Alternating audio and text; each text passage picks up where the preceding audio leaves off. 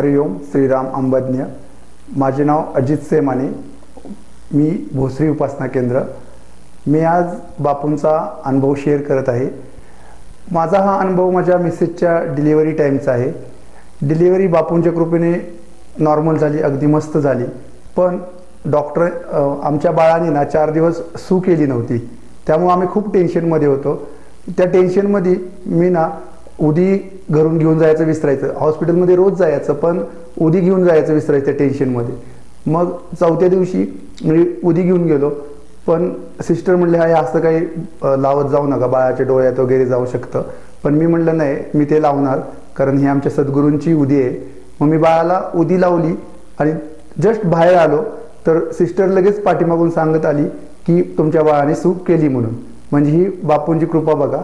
त्यानंतरही खूप प्रॉब्लेम येत झाले। मिसेस खूप टेन्शनमध्ये होती की माझी डिलिव्हरी नॉर्मल झाली, 3 दिवसात डिस्चार्ज भेटतो, पण अजून कसं काही डिस्चार्ज नाही भेटला। माझ्या पाठीमागून ज्या डिलिव्हरी झाल्या त्यांना डिस्चार्ज भेटला, मला 8 दिवस झाले।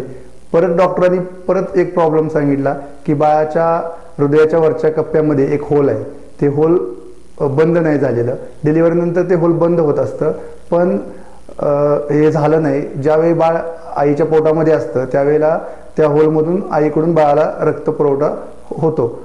मग तुम्ही एकदा 2D इको करा, एक दुसऱ्या हॉस्पिटलमध्ये जाऊन। मग आम्ही 2D इको केला, तर ते डॉक्टर म्हणले की हे होल 6 महिन्यामध्ये बंद होईल। पण मी बापूंना म्हणलं की हे होल 1 महिन्यामध्ये बंद झालं पाहिजे। डॉक्टर म्हणले तुम्हाला जर अजून डाऊट असेल तर पुढच्या महिन्यात एकदा 2D इको करा। मग आम्ही पुढच्या महिन्यात 2D इको केला। परत एकदा बघा, बापूंच्या कृपेने ते होल, तेच डॉक्टर बोलले होते की 6 महिन्यांना बंद होईल, पण बापूंच्या कृपेने ते होल पुढच्या 2D इकोमध्ये बंद झालं होतं। अशी ही बापूची लीला आमच्या पाठीमागे कायम उभी आहे।